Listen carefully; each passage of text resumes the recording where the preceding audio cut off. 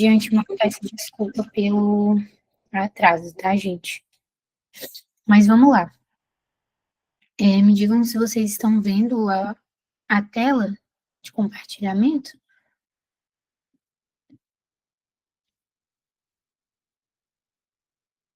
Acho que tudo certo, né? Então vamos lá, gente. A gente vai começar com as questões. Como sempre, eu peço para vocês participarem, né? Porque só assim a gente tem como sanar as dúvidas de vocês. Então vamos lá. Eu misturei majoritariamente na de implemento, né, gente? Porque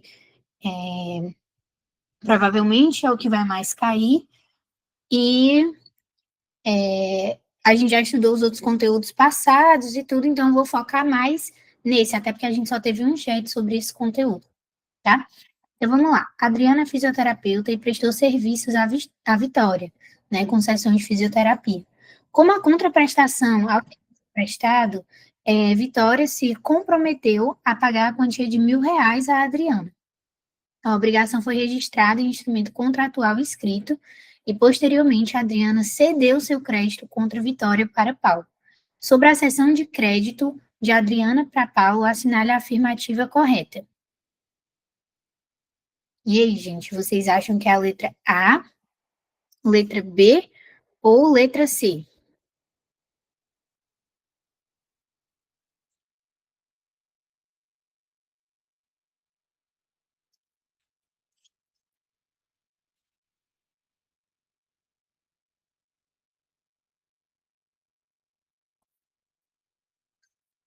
Estou com um problema aqui desse compartilhamento, gente, mas dá certo.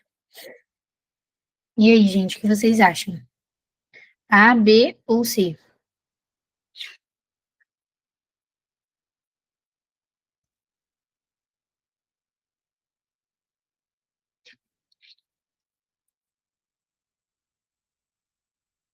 Preciso que pelo menos duas pessoas respondam, gente, para a gente tentar pelo menos ver como é que vocês estão em relação a isso.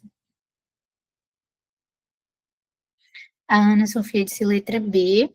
Não tenham medo de errar, gente, pelo amor de Deus, a gente está aqui só trocando uma ideia.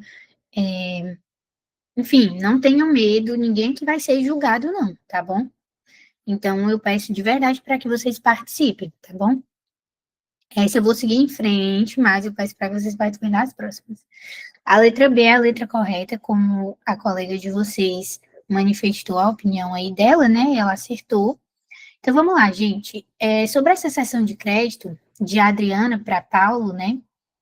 A Adriana, ela é a fisioterapeuta que prestou esse serviço para a Vitória, e a Vitória se comprometeu a pagar a quantia de R$ 1.000 à Adriana, certo? Então a Adriana era credora desses R$ 1.000, e ela cedeu esse crédito de R$ 1.000 para Paulo. Então vamos lá. A letra A é inválida, pois a natureza do crédito resultante do contrato de prestação de serviço não é compatível com a cessão? Claro que não, gente. É compatível sim com a cessão. A gente pode ceder crédito de valor pecuniário, né? E ela é válida, tá? Não é inválida. Letra C. Antes de ter tido conhecimento dela, Vitória não poderá opor a Paulo o eventual pagamento da dívida que já tenha efetuado a Adriana. Ela poderia sim, gente, nesse caso aqui, se ela tivesse já feito o pagamento, ela poderia dizer a Paulo depois, olha, eu já fiz esse pagamento, você não tem mais como receber esses R$ 1.000 porque eu já paguei, né? Então, a Adriana até teria cedido esse crédito de má-fé. Letra D, não havendo estipulação em contrário, caso Vitória se torne insolvente, a Adriana responderá a Paulo pela dívida cedida. Gente, seguinte, a letra B, ela é a mais correta, porque a gente vai ver no próximo slide direitinho o artigo. Deixa eu passar logo aqui, ó. É ineficaz perante Vitória, salvo se ela tiver sido devidamente notificada do referido negócio ou se ela tivesse declarado ciente da sessão feita. Gente, o artigo 290, ele fala sobre essa ciência, né? A gente já viu que para cessão de crédito não precisa haver uma concordância do devedor, certo? Não precisa que ele concorde, mas ele precisa ser notificado, porque senão ele não vai saber qual é a pessoa correta para pagar. certo? Então, se torna ineficaz perante Vitória, a não ser que Vitória tenha sido notificada, né? Dessa referida sessão de crédito. Então, se não houver uma notificação ao devedor, ele vai ficar sujeito a pagar o credor errado, porque ele não vai saber. Então, essa sessão, ela só é eficaz, não é que ela é inválida, ela é ineficaz em relação ao devedor. Ela é eficaz, a gente viu isso no GED de sessão de crédito, ela é eficaz entre o credor originário e o credor novo, né? Ela é eficaz, mas em relação ao devedor, ela se torna ineficaz porque ele não soube daquele negócio, certo? Próxima questão, gente. O livro 1 da parte especial do Código Civil traz as regras gerais sobre as obrigações, estabelecendo como possível a cessão de créditos. Sobre esse tema, assinale a alternativa correta. Letra A. Na cessão de um crédito, não são abrangidos seus acessórios porque autônomos, né? Por eles serem autônomos. Letra B. O cedente sempre responde pela solvência do devedor. Letra C. O cessionário somente pode exercer os atos conservatórios do direito cedido em caso de conhecimento expresso ou tácito da cessão pelo devedor. Letra D. Ocorrendo várias cessões do mesmo crédito, prevalece a última por ser mais atual. E letra E. A cessão do crédito não tem eficácia em relação ao devedor, senão quando a este notificada, mas por notificado se tem o devedor que, em escrito público ou particular, se declarou ciente da cessão feita. E aí, gente, o que é que vocês acham que é a resposta correta?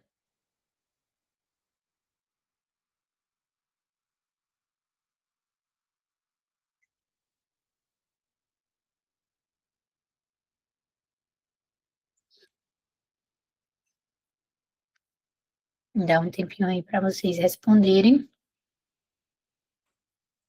A Ana acha que é a letra E.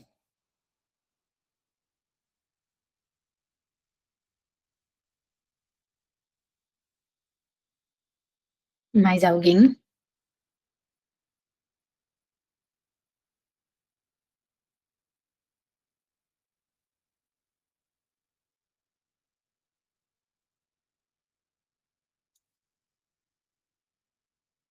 Também acho que é. Exatamente a letra E, tá bom, gente? Vamos ver por quê. Se eu não me engano, né, aqui a letra A fala primeiro, na cessão de um crédito não são abrangidos seus acessórios porque são autônomos. Gente, salvo disposição contrária, na cessão de um crédito, vão sim ser abrangidos os seus acessórios, tá bom? Então, o principal, quer dizer, o acessório segue o principal, tá? Letra B, o cedente sempre responde pela solvência do devedor. Pessoal, salvo estipulação em contrário, o cedente ele não vai responder por essa solvência do devedor, tá bom? E aí tem aqui o artigo, né? Por isso que eu já não estou mencionando ele, mas ele está aqui na frente já, se vocês quiserem consultar ou marcar no código de vocês. Letra C. O cessionário somente pode exercer os atos conservatórios do direito cedido em caso de conhecimento expresso ou tácito da cessão pelo devedor. Gente, independentemente do conhecimento da cessão pelo devedor, o cessionário ele pode exercer os atos conservatórios do direito cedido. A gente já viu sobre isso, sobre essa questão de ele poder exercer esses atos conservatórios. A gente até viu sobre os atos conservatórios. Vocês podem até pegar o slide do GED de sessão de crédito, que eu coloquei até os exemplos nesse slide, e fala que, apesar de o devedor não estar ciente, a pessoa que recebeu esse crédito, né, que é o cessionário, ele vai poder exercer os atos conservatórios, né, aqueles atos para conservar aquele direito dele. Ele não pode exercer o direito propriamente, mas ele pode exercer esses atos conservatórios desse direito que foi cedido a ele, certo? Independente do conhecimento. Agora, o direito em si de receber aquele crédito, ele só pode quando o devedor ele tiver ciência, certo? Mas não os atos conservatórios. E está no 293, tá? Letra D. Ocorrendo várias sessões do mesmo crédito, prevalece a última porque ela é a mais atual. Gente, o 291, ele fala que ocorrendo várias sessões do mesmo crédito, prevalece a que se completar com a tradição do título do crédito cedido. E a gente viu isso também lá naquele slide. Vocês podem retomar lá, para entender bem destrinchadinho sobre essa questão de quando acontece várias sessões do mesmo crédito. A letra correta é a letra E, né, como a gente já viu. Vamos para a próxima. Ricardo vendeu um automóvel seminovo para sua amiga Fernanda no dia 30 de julho. As partes formalizaram um instrumento particular de compra e venda nos termos do qual o veículo deveria ser entregue imediatamente e o preço deveria ser pago no prazo de um mês. Dias depois, em 10 de agosto, Ricardo cedeu o seu crédito sobre o preço do veículo para Alfredo, que notificou Fernanda na mesma data. Logo após, em 20 de agosto, Ricardo cedeu o mesmo crédito para Bernardo, entregando-lhe também um instrumento de compra e venda do automóvel. Bernardo notificou Fernanda acerca da cessão no mesmo dia, apresentando-lhe o mencionado instrumento de compra e venda, conjuntamente com o título da própria cessão. Por fim, passados mais alguns dias, em 25 de agosto, Fernanda foi notificada por Caio, para quem Ricardo havia cedido, em 2 de agosto, o mesmo crédito sobre o preço do automóvel. Gente, na data do vencimento da dívida, para se desobrigar plenamente de sua obrigação, Fernanda vai ter que realizar o pagamento a quem? Aí vocês vejam todos os personagens, leiam com calma, se tiverem um papel, anotem. Eu, às vezes, gosto de colocar essas questões maiores, e é uma questão de concurso essa. Porque é o que, às vezes, pega muito pessoal, por falta de atenção, por não ter a devida calma em ler a questão, destrinchar ela, entender primeiro o que é que ela quer dizer. Então, vai até dar um tempinho para vocês, né? Eu sei que são muitas pessoas envolvidas, muitas datas, mas eu gosto desse tipo de questão porque ela força o aluno a, se ele quer acertar a questão, né, ter calma, paciência e refletir para entender essa questão primeiro antes de responder, porque ela não é difícil. Ela só tem um comando, né, da questão, ele é extenso. Então, peço para que vocês pensem aí para dar a resposta.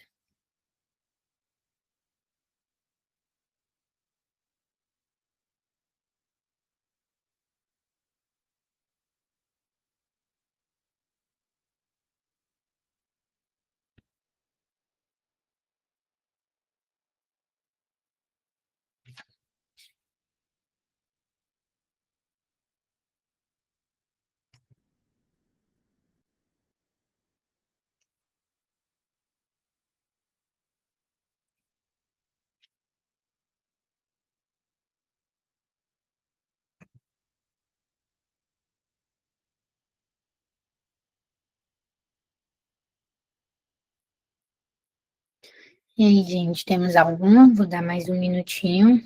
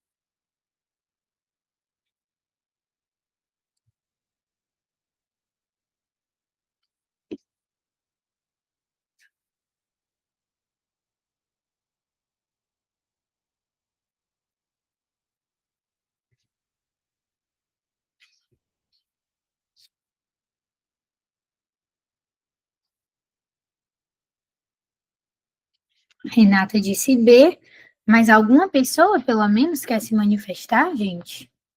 Sobre?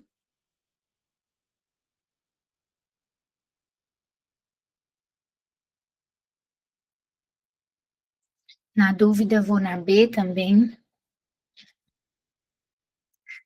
Estou tentando só ver, eu vou passar essa questão e na próxima, quando eu deixar vocês pensarem, eu vou tentar compartilhar o slide pelo telefone, porque tá dando uns problemas aqui para mim. Mas parabéns às meninas, né, que responderam. Letra B é correta, né? O pagamento, gente, deve ser, né, pelo menos aqui, realizado para quem? Para Bernardo, por se tratar do cessionário que lhe apresentou o título da obrigação cedida em conjunto com o da cessão. Vamos entender isso. Gente, a resposta correta é essa, devido ao artigo 291, que fala o seguinte: tendo o devedor conhecimento da sessão, prevalece aquela que se completar com a tradição do título. A gente viu até aqui, ó, a que se completar com a tradição do título. É exatamente o que esse artigo fala, ou seja, quando há mais de uma sessão do mesmo crédito, né, que foi nesse caso aqui que ele cedeu para não sei quantas mil pessoas, não importa quem comprou primeiro, não importa quem notificou primeiro, e o que vai prevalecer é quem recebe, a pessoa, né, que entregou o título do crédito entregue pelo cedente. A tradição, ela prevalece, certo? Então, prevalece aquela que se completar com a tradição do título. E a pessoa que entregou, né, o título, que entregou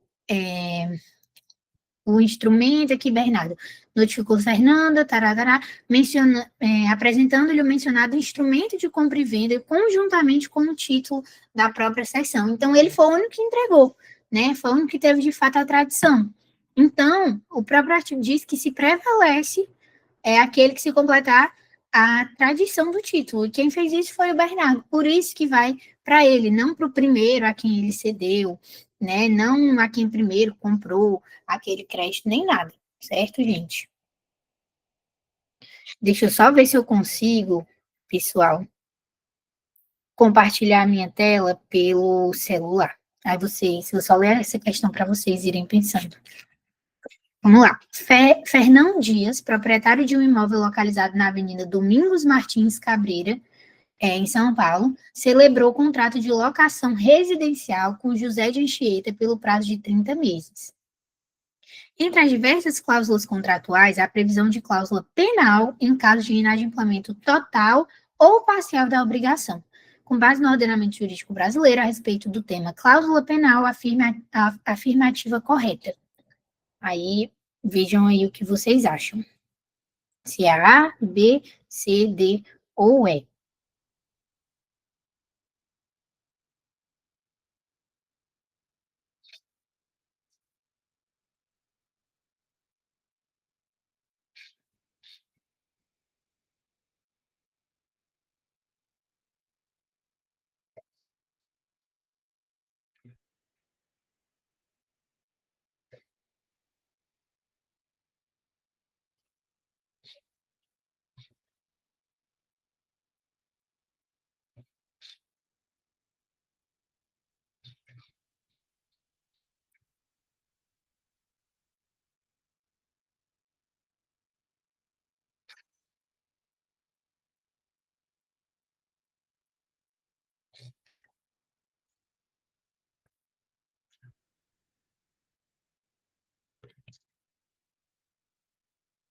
Tô vendo aqui se a tela tá funcionando para vocês pelo meu celular.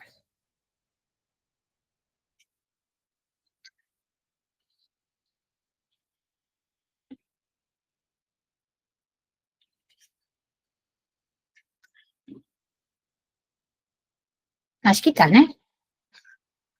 Só esconder isso aqui, como é que esconde? Pronto. Deixa eu ver agora se vocês responderam, né? Renata disse C. E o resto de vocês, pessoal, que acham?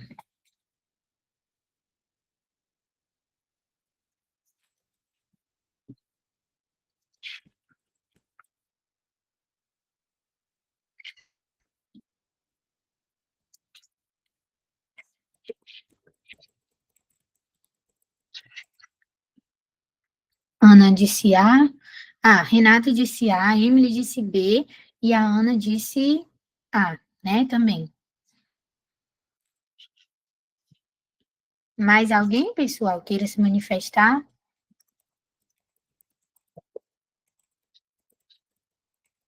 Então vamos lá. Letra correta é a letra B, tá, gente? Vou explicar para vocês o porquê. Então vamos lá. A letra correta é que a cláusula penal vai se converter em alternativa a benefício do credor quando estipulada para o caso de total inadimplemento da obrigação. Pessoal, ué, passou aqui para vocês, não? Peraí. Pronto. É que está com um pouquinho de delay. Se a multa ela foi criada para o inadimplemento total, então, se o devedor ele não cumprir nada, o credor ele pode escolher entre exigir a prestação principal ou exigir a multa, certo? Então, a gente viu exatamente no conteúdo, né, de inadimplemento no JET passado, quando a gente viu cláusula penal, que no caso dessa de inadimplemento total, ela vai se converter numa uma obrigação alternativa. Ele vai escolher ou em exigir a prestação principal ou em exigir a multa. Aí, se for a termo, ele pode exigir os dois, não é alternativo, ele vai poder exigir esses dois. Mas aqui não, é um ou outro. Aí vira essa obrigação alternativa, claro, em favor do credor, né? Porque é ele que está sofrendo com isso. Então, o artigo 410 fala exatamente isso. Quando se estipular a cláusula penal para o caso de total inadimplemento da obrigação, essa vai se converter em alternativa a benefício do credor. Vamos entender sobre a letra A que o pessoal falou, né? Que a resposta era: caso o locatário deixe de cumprir a obrigação culposamente, será devida à cláusula penal cuja combinação imposta pode exceder o da obrigação principal. Gente, de forma nenhuma vai poder exceder, tá? Por quê? O 412 do Código Civil fala: o valor da combinação não pode exceder o da obrigação principal. Então, o valor da cláusula penal, ele não pode exceder o valor da obrigação principal. Se a obrigação principal era de pagar 7 mil reais, a cláusula penal ela não vai poder ser de 10 mil reais. Não vai poder. O juiz ele vai abaixar essa cláusula e vai dizer não pode, porque o artigo 412 fala que ela nunca pode ultrapassar o valor da obrigação principal, certo? Então, por isso, gente, a letra A está errada, porque não pode exceder. E a letra A, voltar aqui, ela diz que caso o locatário deixe de cumprir a obrigação culposamente, será devida à cláusula penal, até aí tudo bem, cuja combinação imposta pode exceder o da obrigação principal, e não pode de jeito nenhum, certo? Não pode exceder. Vamos para a próxima. Acerca da cláusula penal, acerca da cláusula penal, assinale a alternativa correta. Letra A. Para sua validade, a cláusula penal deverá ser estipulada conjuntamente com a obrigação, não sendo possível a sua realização em ato posterior. Letra B. A cláusula penal deverá se referir à inexecução completa da obrigação, não sendo possível a estipulação de cláusula penal apenas em relação a uma cláusula especial do contrato. Letra C. O valor da combinação imposta na cláusula penal pode, desde que acordado previamente entre as partes, exceder o da obrigação principal. Letra D. É possível exigir indenização suplementar, tendo como único requisito que reste demonstrado que o prejuízo excedeu ao previsto na cláusula penal. E letra E. Se a obrigação principal tiver sido cumprida em parte, o juiz deverá reduzir a penalidade de forma equitativa. Então, vamos lá, gente. Qual é a alternativa correta?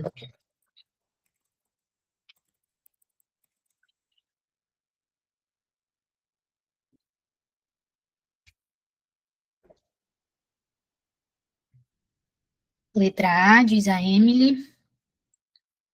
E o resto de vocês, pessoal.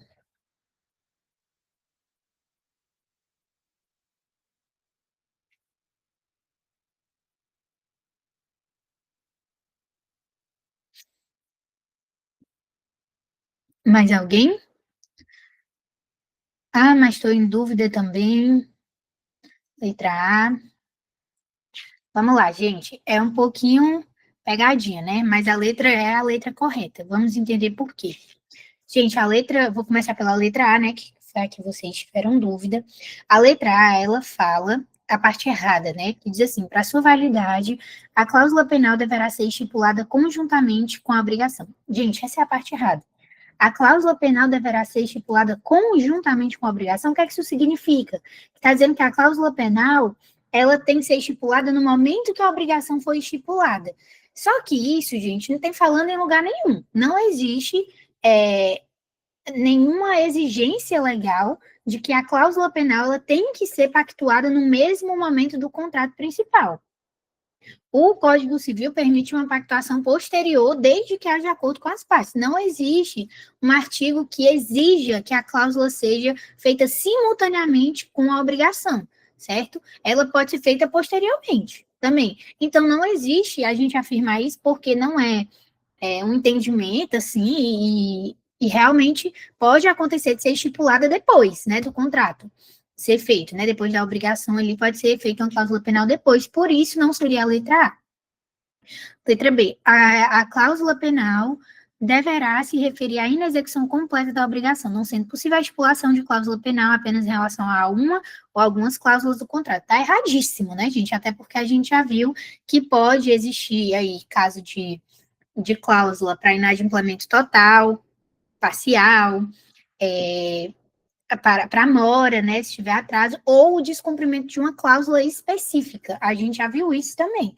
Então, tá errado, porque não precisa ser só a inexecução completa, ela pode ser em outros casos. Letra C, o valor da combinação imposta na cláusula penal pode, desde que acordado previamente entre as partes, exceder o da obrigação principal. Eu falei isso com vocês na questão passada. Não pode exceder o da obrigação principal. Está no 412 do nosso código. Letra D, é possível exigir indenização suplementar apenas se provar que o prejuízo excedeu ao previsto na cláusula penal. Gente, vamos entender isso aqui. O artigo 416, parágrafo único do nosso código, ele fala que a indenização suplementar somente será exigível se tiver sido convencionada. Ou seja, não basta apenas provar um prejuízo maior. Precisa estar expressamente prevista no contrato. Se não tiver essa previsão no contrato, não existe a indenização suplementar, certo? Então, aqui fala, é possível exigir a indenização suplementar, tendo como único requisito que reste demonstrado que o prejuízo excedeu. Gente, não é o único requisito. Além de ter que provar, precisa estar expressamente previsto no contrato. Então, a letra E é a correta. Se a obrigação principal tiver sido cumprida em parte, o juiz deve reduzir a penalidade de forma equitativa. Onde é que tem isso, Ana? No artigo 413, que diz a penalidade deve ser reduzida equitativamente se a obrigação principal tiver sido cumprida em parte, ou se o montante da penalidade for manifestamente excessivo. Então, leiam os artigos, quando vocês indicarem, né, conseguirem identificar sobre o que é que está falando aquilo, aqui já tem dizendo da cláusula penal. A gente tem bem lindo, né, no nosso Código Civil, da cláusula penal, e vocês já ficam só naqueles artigos ali. Aí vocês leem artigo por artigo e vê ali qual é a opção, né, se tiver, no caso, uma parecida assim na prova, qual é a que mais se encontra, certo? Então, tá tudo verde aí para vocês também? Pronto, normal. Aqui eu deixei no slide explicado que eu falei ali agora, né, no slide passado, mas se vocês quiserem utilizar como estudo, mas não vou repetir o que eu acabei de falar de fato. Vamos para a próxima. Em 10 de maio, Júlia contratou Pedro para entregar um equipamento no dia 20 de maio, na residência dele. Pedro compareceu no dia e horário combinados, mas Júlia recusou o recebimento, alegando estar ocupada demais. 3 dias depois, Pedro tentou novamente e Júlia recusou outra vez. No dia 25 de maio, 5 dias após, né, o dia de fato que era para ter entregue, antes de uma terceira tentativa, o equipamento foi destruído em um incêndio acidental na oficina de Pedro. Gente, com base aqui no Código Civil, é correto afirmar o quê? Eu tô achando que tá errado, né? Aqui as opções, porque os nomes das pessoas não estão batendo. Os nomes das pessoas estão diferentes, né? Aqui. Mas vamos lá. Vamos trocar para Pedro, né? Aqui seria não Lucas, mas Pedro, e a Mariana seria a menina, se vocês conseguirem entender dessa forma. Lucas estava em mora ex persona, pois Mariana precisava interpelá-lo formalmente antes de constituí-lo em mora, razão pela qual a enchente afasta sua responsabilidade. Aqui eu não sei se eu peguei, mas não sei, gente, é o que aconteceu aqui, sinceramente, mas acho que dá para entender, né? O que se refere ao incêndio, que tá incêndio aqui, tá de enchente, né? Mas eu não sei se dá para entender, senão eu passo essa questão. Vou passar, então, essa. Mas, basicamente, aqui, gente, o que é que vai acontecer? Como teve a mora do credor, percebam aqui, eu vou explicar mais ou menos a questão primeira, tá? A Júlia, ela não quis receber, tá sendo uma mora da credora, da Júlia. Ela que não tá querendo receber. O Pedro, nesse caso aqui, ele tentou entregar. E o que é que aconteceu depois? Teve um incêndio, um caso fortuito, que, enfim, deteriorou, destruiu completamente aquele objeto que ele ia devolver. E aí, gente, o que acontece é que a Júlia, ela vai ter que aceitar aquilo, não pode depois apontar perdas e danos, apontar esse tipo de coisa, porque ele tentou devolver, não teria acontecido a perda daquele objeto se ela tivesse recebido no dia, certo? Então, ela não vai poder cobrar nada dele por conta disso, certo? Porque ela assumiu esse risco, certo? Então, vamos lá para a próxima. Deixa eu passar aqui. Pronto. Carlos devia entregar a Márcia um lote de 50 peças até o dia 10 de agosto. No dia combinado, Carlos compareceu ao local, mas Márcia recusou o recebimento, dizendo que não era um bom dia. Em 12 de agosto, arrependida, Márcia enviou mensagem a Carlos, afirmando que agora poderia receber a entrega, mas Carlos respondeu que apenas faria nova tentativa no fim do mês. E aí Márcia alegou o seguinte, que ela já havia purgado a mora e que Carlos estava novamente obrigado a entregar imediatamente. Gente, essa questão ela é um pouquinho pegadinha, tá? Quando vocês forem responder os itens. Mas vamos lá. Tentem achar no código de vocês de onde é que está falando sobre a purgação da mora. Letra A. Márcia quitou a mora, ou purgou a mora, ao simplesmente comunicar que agora deseja receber, restabelecendo imediatamente a obrigação de Carlos. Letra B. Márcia somente paga sua mora se oferecer receber a prestação e aceitar os efeitos da mora até a mesma data, o que não aconteceu. Letra C. A mora é paga automaticamente após 48 horas da recusa do credor, independentemente de sua manifestação. Letra D. A quitação da mora depende da decisão judicial, não podendo ser feita extrajudicialmente pelo credor. E letra E. Carlos permanece em mora enquanto não entregar, pois a recusa do credor não interfere na obrigação. E aí, pessoal?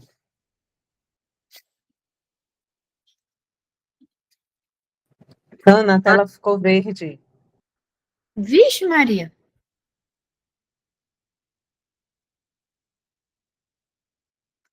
Tá aqui, essa aqui é a questão. Peraí, tá com um delay. Pronto. Tá aí, gente, é essa.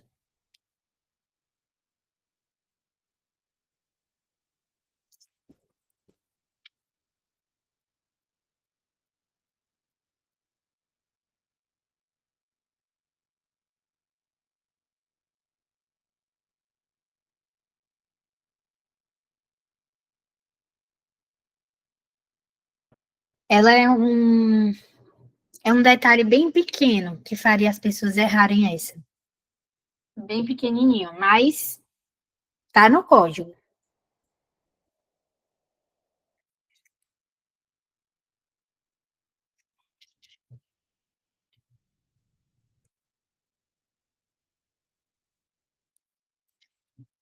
Algum palpite, gente? Pelo menos alguém?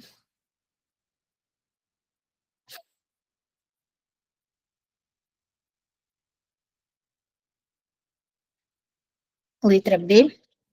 Então, vamos lá. A letra B, ela é de fato a letra correta, gente. Márcia somente purga sua mora se oferecer a receber a prestação e aceitar os efeitos da mora até a mesma data, o que não aconteceu. Gente, isso está no 401, inciso 2º, certo? Que fala, purga-se a mora do credor, né, que nesse caso a demora foi exatamente da credora, por isso é o inciso 2, não o primeiro, né? Purga-se a mora do credor, oferecendo-se este a receber o pagamento e sujeitando-se aos efeitos da mora até a mesma data.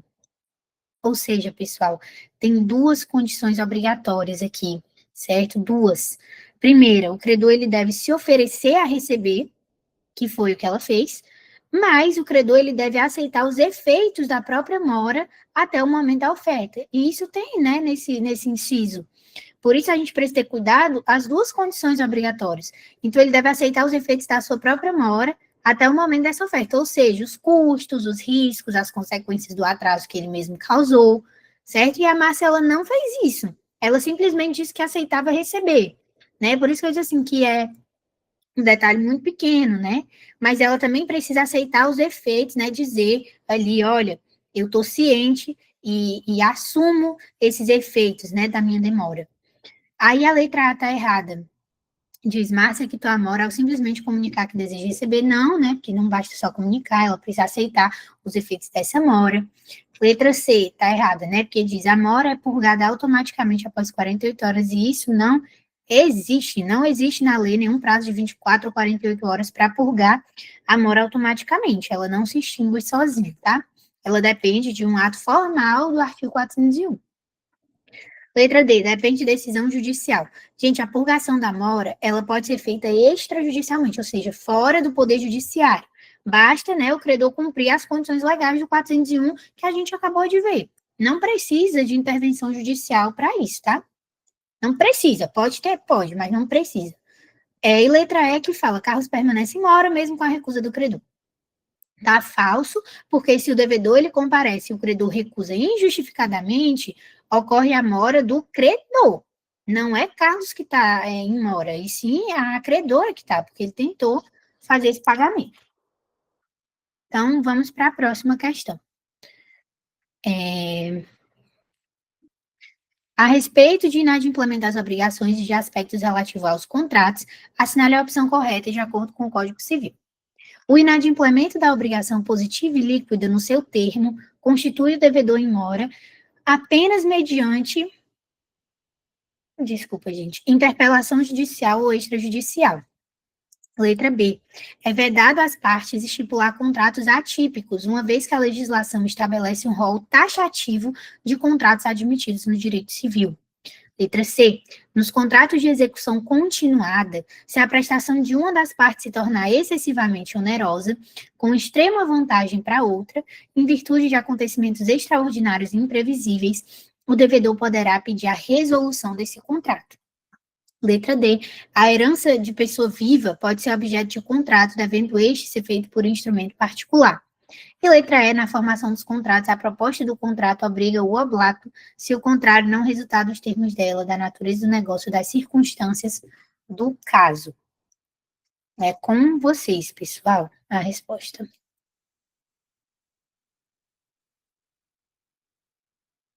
Letra C, letra C? Ah, o pessoal já respondeu. Pronto. Gente, de fato, a letra C é a correta, né? Aqui, até os últimos artigos, são coisas que vocês ainda nem viram, mas eu coloquei aqui só para... que isso aqui é uma questão tirada de concurso, tá, gente? Então, ela trata aí de outros que vocês vão ver depois no próximo Direito Civil que vocês vão pegar próximo semestre. Mas vamos lá. A letra A, gente, que fala o inadimplemento da obrigação positiva e líquida no seu termo constitui o devedor em mora apenas mediante interpelação judicial ou extrajudicial. Ela está incorreta porque, segundo o artigo 397, né, o inadimplemento da obrigação positiva e líquida no seu termo constitui de pleno direito em mora o devedor. Ou seja, gente, não precisa, tipo assim, ele não vai se constituir em mora apenas se ele for acionado judicialmente. Muito pelo contrário, tá bom? É uma mora automática, que o próprio artigo ele já prevê. A partir do momento que ele não paga, no termo, né, gente? Se não tiver termo, aí sim, se não tiver o termo, o prazo, aí sim ele precisa ser acionado judicialmente, né? Mas aqui a gente pode lembrar, como exemplo, os contratos de aluguéis, que a pessoa entra em mora automaticamente se ela não pagar o aluguel no dia estabelecido. Logo depois, no outro dia, ela já vai estar constituída em mora. Não precisa o locador entrar na justiça para avisar ele que ele está em mora. Não, ele já sabe, já é automático, certo? Em casos aí de inadimplemento de obrigação positiva líquida que possuem termo, né? Então, se constitui de pleno direito em mora, ou seja, não precisa entrar numa via judicial ou de ter interpelação extrajudicial, já é automático. Aí, letra B, é vedado às partes estipular contratos atípicos, já tá errado aí, gente. As partes, elas podem estipular contratos atípicos, está previsto no 425, tá? A letra C, ela é a correta, né? Porque é exatamente isso como está desse jeito aí. E a letra D fala, a herança de pessoa viva pode ser objeto de contrato, havendo esse ser feito por instrumento particular. Aí é o que eu estou falando, são artigos que a gente nem chegou a estudar, tá? E aí o 426 fala que não pode ser objeto de contrato, a herança de uma pessoa viva, a letra E vai dizer que está errada também, né? Porque na formação dos contratos, a proposta de contrato obriga o oblato, a gente nem viu ainda o que é oblato, ninguém nem sabe ainda aqui. Então, nem é isso, gente, a gente não trabalhou nem sobre isso ainda. Agora vamos para a próxima.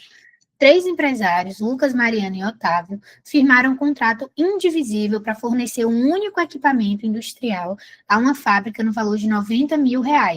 O contrato contém cláusula penal de R$ 30 mil, caso haja atraso na entrega. A responsabilidade é conjunta, mas o equipamento só pode ser entregue como um todo, não sendo possível dividir as partes. Então, uma obrigação indivisível, tá? No prazo ajustado, a entrega não ocorre porque apenas Otávio atrasou a fabricação da peça final, indispensável para completar o maquinário. A fábrica, sobre a cláusula penal integral dos três, a fábrica cobra a cláusula penal integral dos 3 contratados. Com base no Código Civil, assinale a alternativa correta. E aí, estão aí as opções, letra A, letra B, letra C, letra D, letra E. E aí, a gente tem aqui sobre uma obrigação indivisível. E tem, né, um artigozinho específico lá na cláusula penal, a gente já sabe que está falando da cláusula penal, e para ver o que é que ele trata sobre a obrigação, cumprimento de uma obrigação indivisível.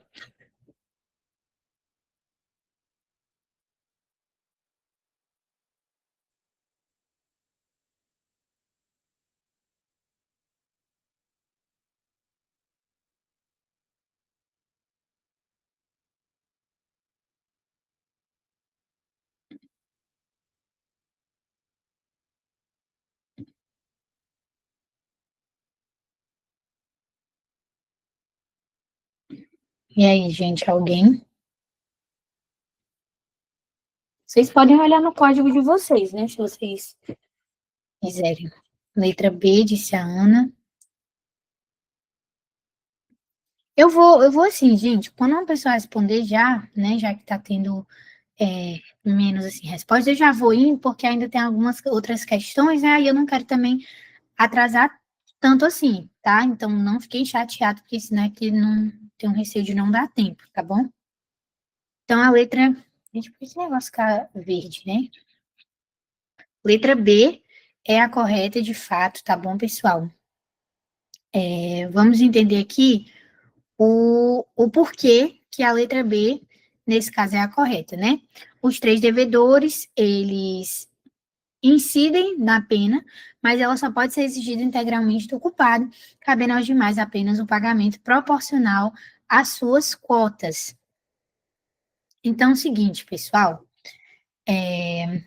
aqui nessa questão, como eu falei, dessa obrigação indivisível e tudo, eu deixei um pouco mais explicado aqui no slide para vocês, mas vou tentar resumir o, essa questão, né, sobre os itens corretos e os incorretos.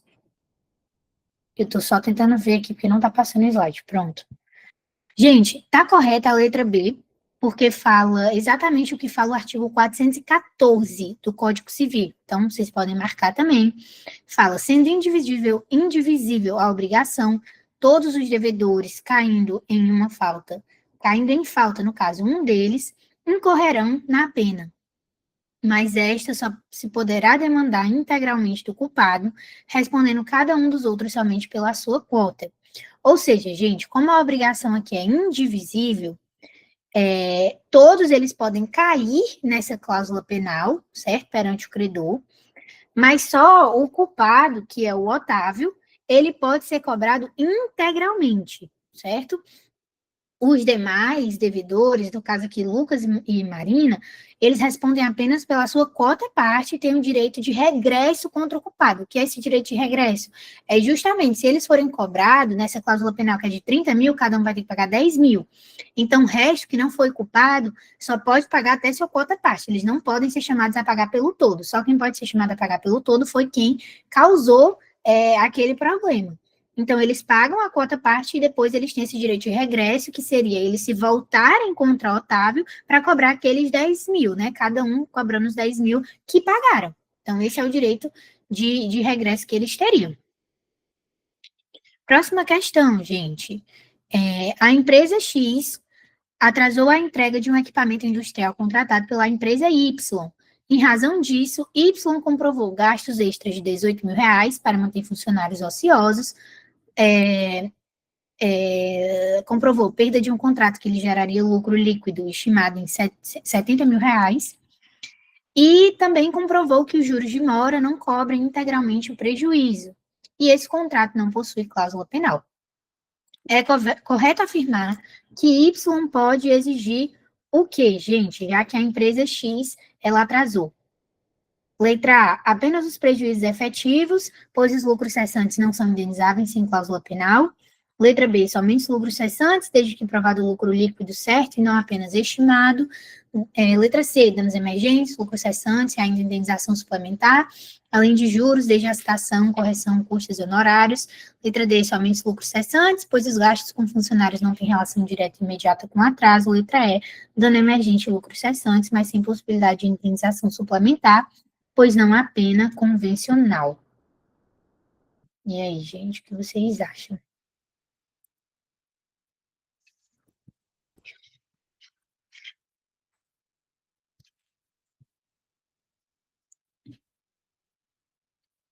Saiu o slide?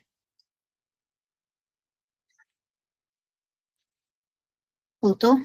Pronto, que bom. Tá ruim, né, gente? Hoje eu tô com esse problema desde aquela hora que eu atrasei para entrar. Eu não sei por que, se é o Meet que tá com problema hoje no. Sei, na forma de compartilhamento, né? Não sei.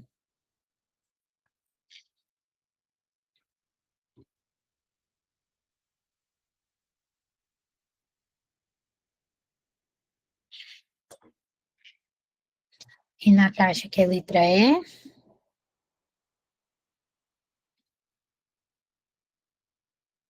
Alguém mais, pessoal? Letra E. Então vamos lá. Gente, a letra correta é. A demora aqui para o slide passar. Que eu já passei, mas não está aparecendo para vocês.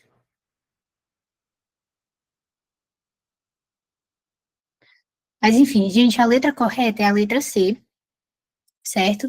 Que fala que ele pode exigir dano emergente, lucros cessantes, indenização suplementar, além de juros desde a citação, correção monetária, custos e honorários. Por quê, gente? Vamos lá, vou passar de um por um nessa daqui, tá? Mas só para dizer, na letra C, gente, o artigo 402 do Código Civil, ele fala sobre as perdas e danos, que a gente viu que perdas e danos incluem as perdas, né, efetivas e o lucro cessante. O artigo 403, que fala, só exige que sejam prejuízos diretos e imediatos, o que é o caso. 404, o CAPT, né, fala que inclui juros, correção monetária, custos, honorários. E aí, o 404, parágrafo único, fala: se juros não cobrem o prejuízo e não há cláusula penal, o credor pode receber indenização suplementar. E aí, ele pode receber essa indenização suplementar justamente que o artigo 404, né, parágrafo único, ele diz: provado que os juros da mora não cobrem o prejuízo, que foi o que diz, né, no terceiro itemzinho, fala que os juros de mora não cobrem o prejuízo, e não havendo pena convencional, pode o juiz conceder ao credor indenização suplementar. Então, precisa não haver, né, uma cláusula aí penal, né, uma cláusula de pena que foi convencionada. Então, é por isso que pode ter indenização suplementar. Então, a letra A, que fala apenas os prejuízos efetivos, pois os lucros cessantes não são indenizáveis, está errado, gente, porque os lucros cessantes são indenizáveis sempre, mesmo sem a cláusula penal, não depende de cláusula penal. A letra B, somente os lucros cessantes, desde que provado o lucro líquido certo e não apenas estimado. Gente, só os lucros cessantes não está correto. O artigo 402, ele exige o lucro razoavelmente, né? Razoavelmente deixou de lucrar, e não é algo matematicamente certo também, né? Quando fala aí, desde que provado o lucro líquido certo, não precisa ser exatamente assim, mas o que está errado aí, mais é somente os lucros cessantes, por que não? Teve prejuízo efetivo, né? Teve gasto extra, enfim, e pode cobrar também a mora, a correção monetária, honorário, etc., como tem no item C. Letra D, né, pessoal? Somente o lucro cessante está errado de novo, pois os gastos com funcionários não têm relação direta e imediata com atraso. Tem relação, né, gente? Isso é o dano emergente direto e imediato decorrente da impossibilidade de operar por conta desse atraso. Então, tem relação direta. E por que não é a letra E, gente? Porque diz assim, dano emergente, lucros cessantes, sem possibilidade de indenização suplementar, pois não há pena convencional. Gente, a indenização suplementar, ela não depende de pena suplementar. Pelo contrário, para ter indenização suplementar, precisa não ter a pena convencional, que é o que o parágrafo único do 404 diz. Provado que os juros de mora não cobrem o prejuízo e não havendo uma pena convencional. Não é havendo pena convencional, certo? Então, aqui ele diz que não tem possibilidade de indenização suplementar porque não tem a pena convencional. Mas justamente por não ter essa pena que pode ter uma indenização suplementar. Então, ele confunde aqui, certo? Então, o 404, parágrafo único, ele diz exatamente o contrário disso. Se os juros eles não cobrem o prejuízo e não tem essa pena convencional, aí sim pode ter a indenização suplementar, certo? Aí aqui está mais ou menos a explicação, que vocês podem ver, né, escritazinha depois. Vamos para a próxima. Essa aqui é uma questão mais aberta, gente. Então, assim, nem chegou aí para vocês ainda, gente. Mas, basicamente, eu trouxe só essa questão aberta para vocês terem uma ideia, assim, na hora de como poderia ser respondida objetivamente. Até fiz isso no chat que eu postei no YouTube, né, que eu não consegui fazer com vocês. Acho que era de assunção de dívida. E aí eu fiz uma dessas, apontando o que eu achava que seria uma resposta correta, com todos os pontos e tudo. Então, talvez vocês não queiram responder sim escrito, né? Porque talvez demande um pouco mais, mas eu vou ler aqui para vocês, dar um tempo só para vocês pensarem e vou responder para vocês terem uma ideia, assim, né? Mais ou menos. Então, essa questão diz o seguinte: no caso, ela pede, né? O seguinte: uma empresa deveria entregar um equipamento a uma cliente até data certa, mas atrasa, né? Não entrega. O cliente recusa receber a entrega porque ela estava incompleta. Antes de nova tentativa de entrega, um raio destrói o equipamento que estava sob responsabilidade da empresa e o cliente exige perdas e danos. Com base nesses fatos, explique quem responde pela destruição e quais perdas e danos, desculpa, gente, podem ser cobrados mencionando os artigos. Então, vou dar um tempinho para vocês pensarem, entenderem o que é que a questão pede. Se vocês quiserem, né, eu acho que seria legal responderem pelo menos assim, vagamente, o que é que vocês acham, né? Vou só mostrar a resposta um pouquinho mais completa, mas se vocês quiserem.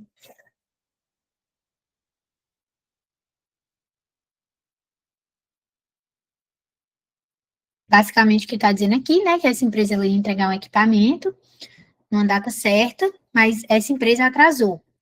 E daí, quando ela foi tentar entregar, a cliente recusou esse recebimento porque disse que a entrega estava incompleta, certo? Então, nesse momento que ela recusou receber, depois, teve uma nova tentativa de entrega, mas um raio, quer dizer, antes da nova tentativa de entrega, o raio, ele destruiu esse equipamento, né, que estava na responsabilidade da empresa. E aí, esse cliente, o credor, exige perdas e danos. E aí, vocês teriam que explicar quem queria responder por essa destruição e quais as perdas e danos podem ser cobradas, né, e mencionando os artigos porque a professora Roberta sempre cobra essa menção de artigos, né, e corretas, menção de artigos corretas. Então, vou dar só mais um minutinho e eu já mostro a resposta para vocês, tá bom?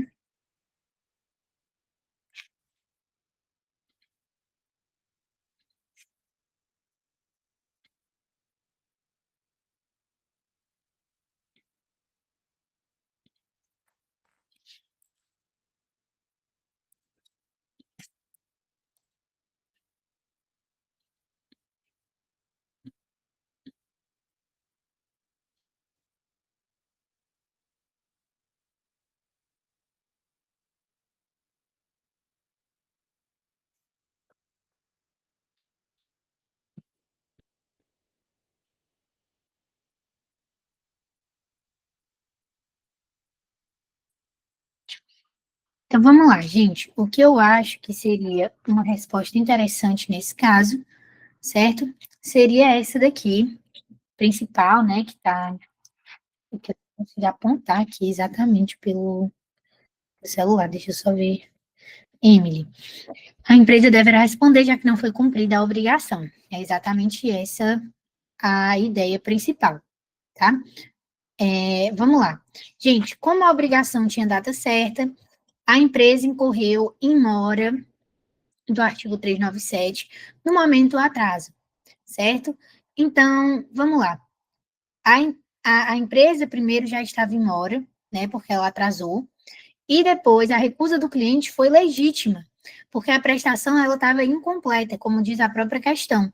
Não havendo, portanto, a mora do credor, porque a mora do credor se configuraria, né? Aí, se caso, diz o artigo 394, deixa eu subir aqui para olhar, 394, considera-se em mora o devedor que não efetuar o pagamento e o credor que não quiser recebê-lo no tempo, lugar e forma que a lei ou a convenção estabelecer. No caso, ele não recebeu aí, provavelmente pela forma, né, que eles, ou então, não foi lugar nem tempo, mas a forma, né, que eles convencionaram, porque estava incompleto. Então, não houve mora aqui do credor, porque não se constituiu aí todos os elementos, uma vez que essa prestação estava incompleta. Assim, gente, estando devedor em mora, ele que responde pela destruição do equipamento, ainda que decorrente de caso fortuito, que foi o caso aí, né, de o raio ter destruído o equipamento. Quanto às perdas e danos, o cliente pode exigir tanto o que efetivamente perdeu, quanto o que razoavelmente deixou de lucrar, certo? Só para explicar aí essa mora ex-ré, né? Ela é a mora, tá, gente, que surge automaticamente pelo simples vencimento do prazo da obrigação, sem necessidade de notificação, cobrança ou interpelação, porque já tinha uma data certa, já tinha um prazo, tá bom? Então, está previsto aí no 397, que fala que o inadimplemento é obrigação positiva e líquida, no seu termo, constitui de pleno direito e mora o devedor, a gente até já passou por esse artigo, tá bom? Então, por último, gente, não é nenhuma questão, eu vou só passar por cima rapidinho da subrogação, certo? Que a professora disse que poderia cair. A subrogação é relativamente simples, tá, gente? Vou explicar rapidinho para você o que é. Oi. Oi, Renata. Cortado? Como assim? Não aparece que parte, porque, assim, é porque na minha tela ele tá aparecendo normal, aí eu sei. Na metade. Vixe, Maria. Gente, tá cortado para mais alguém a tela? É só movimentar a tela aqui no Meet, Renata. É porque assim, quando passa de um slide para o outro, aí parece que está cortado, mas é só movimentar a tela aqui no Meet. Eu acho que é por causa da apresentação no Canva, mas tá ok, Ana. Entendi. Renatinha, deu certo fazer como a Emily indicou? Você consegue mexer para ficar normal? Deu certo aí?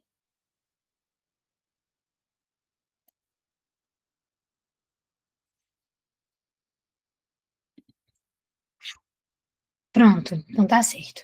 Então vamos lá. Gente, subrogação, ela é a transferência de direitos do credor para outra pessoa que paga a dívida em seu lugar. Vamos entender. Quem paga entra no lugar do credor e passa a ter os mesmos direitos que ele tinha contra o devedor. E isso está previsto, né, nos artigos 346 a 351 do Código Civil. E a gente tem dois tipos de subrogação. A subrogação legal, que ela é uma subrogação automática, ou subrogação convencional, né? Que aí, como o próprio nome fala, se é convencional, tem que ser convencionado ali no acordo. Então, vamos lá. A subrogação legal, ela ocorre por força da lei, quando certas pessoas pagam a dívida, certo? Por exemplo, fiador que paga a dívida, ele entra no lugar do credor, e isso não precisa ser convencionado, é automático. A partir do momento que o fiador paga a dívida, ele entra no lugar daquele credor, certo? Um co-obrigado solidário, que paga a dívida, ele pode cobrar dos demais, ou seja, ele subroga também. Um terceiro interessado, né, que a gente já viu sobre terceiro interessado, quando ele paga, ele assume o crédito. Ele entra no lugar do credor e passa a ter os mesmos direitos que ele tinha contra o devedor. Eu vou já explicar melhor. A subrogação convencional, que é por acordo, acontece quando o credor aceita que um terceiro pague e transfere voluntariamente seus direitos a ele. Por exemplo, um banco paga uma dívida do cliente para quitar empréstimo anterior e recebe o crédito por cessão ou subrogação. Ou um amigo que paga a dívida do devedor com anuência do credor e passa a ter o direito de cobrar. Então, gente, a subrogação em si, a gente tem que entender justamente sobre essa transferência de direito, né? Uma transferência do direito por todo, né? O direito não é só cobrar X, cobrar isso. Não, é o direito que aquela pessoa ela tinha anteriormente.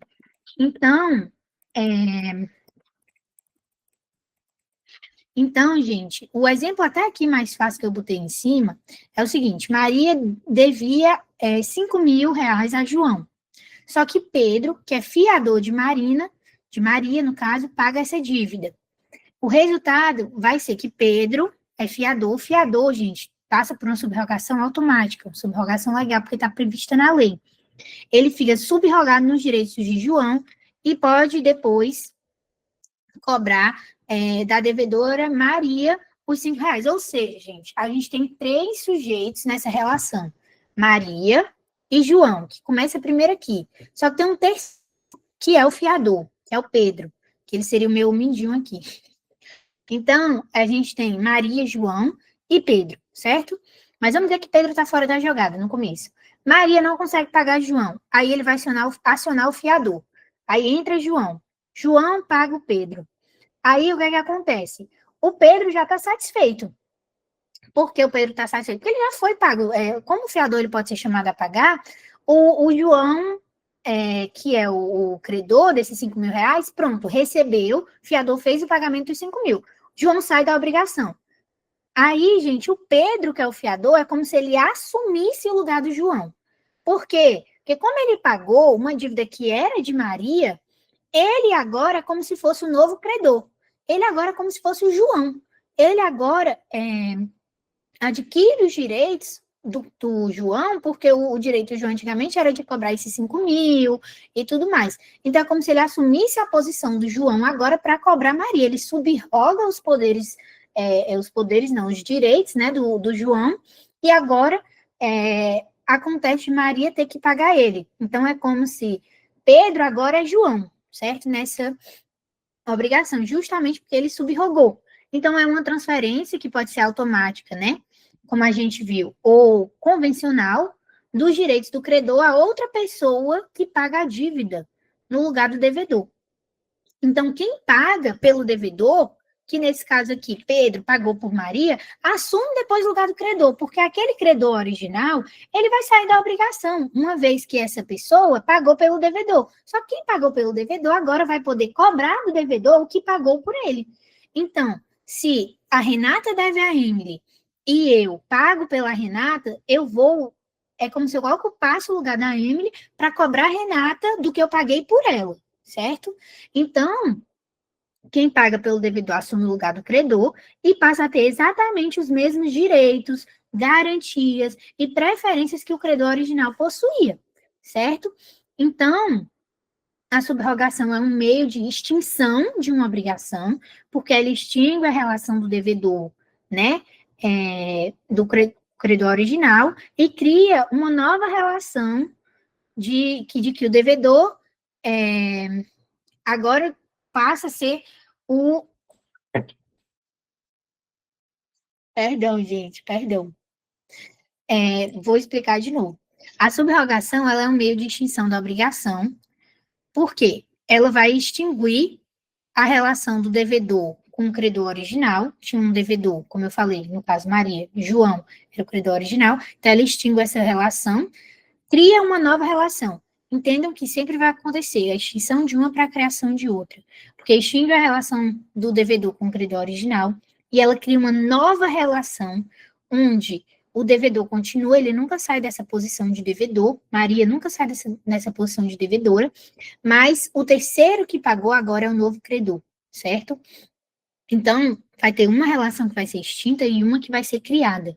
Então, para o devedor, ele vai continuar devendo, tanto em uma quanto em outra, mas vai mudar o credor. O que muda aqui é o credor. O credor original, a dívida dele está paga, então ele sai dessa primeira relação. E agora existe outra relação, que é com aquele terceiro que pagou, que pode ser o fiador, né, um co-obrigado solidário, né, que paga, depois ele pode cobrar os demais, e um terceiro interessado, certo? Esses aí vão ser os casos de subrogação legal. Então, subrogação legal, automática, que acontece por força da lei, independentemente de acordo entre as partes. Então, vai acontecer quando determinadas pessoas pagam essa dívida, que é o caso do fiador, de um co-obrigado solidário, que se um só ele paga, a gente já viu na solidariedade, ele adquire o direito de cobrar dos demais. Quando ele é chamado a pagar integralmente por uma obrigação, depois ele pode se voltar contra os outros. Então, se 3 devedores solidários deviam a um banco e um deles é chamado a pagar, o banco sai da obrigação, sobra que os 2 que não pagaram, e esse terceiro que pagou por tudo, ele como se fosse entrasse no lugar do banco, mas para cobrar agora o que é equivalente, né? A cada um. Então, esse co-obrigado solidário também ele passa aqui por uma subrogação legal, automática. O proprietário de um imóvel hipotecado, se ele paga a dívida do devedor para evitar a execução do imóvel, ele entra no lugar do credor hipotecário, é automático também. Ou um terceiro interessado também passa por uma subrogação automática, né? Um terceiro que tem interesse jurídico nesse pagamento, tá? Então, a subrogação aqui acontece mesmo sem autorização do credor. Agora, a subrogação convencional, gente, ela, como eu falei, depende do consentimento expresso do credor, tem que ser convencionada. Então, ele vai ter que declarar, eu aceito que o fulano pague e ocupe o meu lugar. Então, se um banco paga a dívida de um cliente para assumir a posição do credor anterior, que é muito comum em caso de renegociação, ele está passando por uma subrogação convencional, eles convencionaram aquilo. Se um terceiro pagar a dívida de alguém com autorização do credor, ele pode depois se tornar o credor no lugar dele. Então, os efeitos da subrogação, gente, vão ser que depois de que a dívida é paga, o terceiro ele vai entrar no lugar do credor em tudo, certo? Com as mesmas garantias, se tinha garantia de hipoteca, de fiança, de penhora, ele tem as mesmas garantias, mesma ordem de preferência, o mesmo prazo, o mesmo direito principal e o mesmo direito acessório. Então, o 349 do nosso Código Civil, ele diz que a subrogação transfere ao novo credor todos os direitos, ações, privilégios e garantias do primitivo. Então, se o credor tinha hipoteca, o novo credor tem hipoteca. Se o credor tinha uma garantia pessoal, o novo credor também tem. Porque esse artigo, ele diz que se transfere todos os direitos, ações, privilégios e garantias do credor primitivo, tá bom? E aí, só para constar também, o artigo 351, certo? 351, ele fala que, ele determina, no caso, né, que se o pagamento for parcial, a subrogação ela tem que ser proporcional também. Se o credor não consentir, em caso de pagamento de terceiro estranho, aí não tem subrogação, só direito de reembolso, certo? A gente já viu sobre a questão de terceiro interessado, terceiro não interessado, quando o credor consente, não consente, né? Mas nesse caso, se o credor ele não consente, aí e ele paga, né, esse terceiro, aí ele só pode pedir o reembolso. A gente viu isso até já de muito passado, sobre essa questão de quem paga, né? Então, ele tem direito de reembolso só, se o credor não tiver aceito, não subroga, né? Ele não subroga, ele só vai ter direito ao reembolso pelo que ele pagou. Ele não tem direito das garantias, ele não tem direito sobre o prazo, direito sobre o principal e acessório, não, só o que ele efetivamente pagou, certo, gente? Então, em resumo, é isso, tá?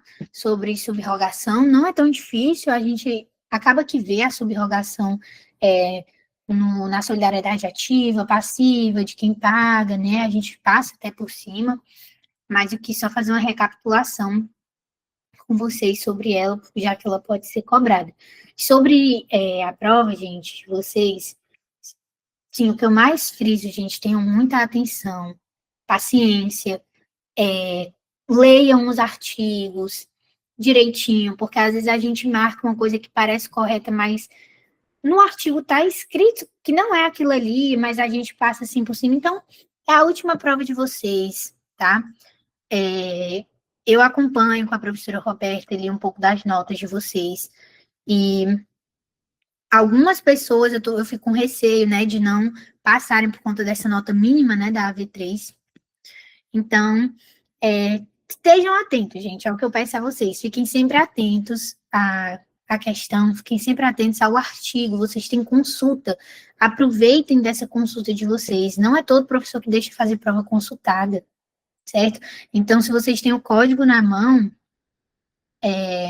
aproveitem, desfrutem desse presente que a professora está dando para vocês, que é poder constar o código na hora da prova, né? Como eu falei no JET passado, não foi no JET retrasado, na verdade. Tem gente que responde correto, mas bota um artigo errado, sabe? Então, é mais atenção, pessoal. Atenção ao que vocês estão elencando, né? Já vi também algumas pessoas que botavam artigos que a gente tinha nem visto, artigo 1200 e não sei quanto. Gente, não é, sabe? Não é um artigo assim, está tratando sobre subrogação, não tem sentido você colocar um artigo de pagamento e consignação, né?